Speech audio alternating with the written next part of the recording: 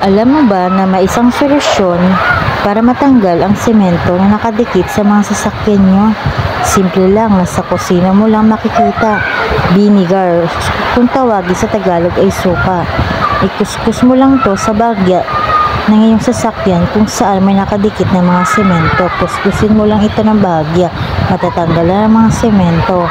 At pagkatapos mo siyang lagyan ng suka, punasan mo ito ng tuyong basahan. At pagkatapos niyan, kung gusto mo lalong kumintab, gumamit ka lang ng BS1 o anumang papakitab pa.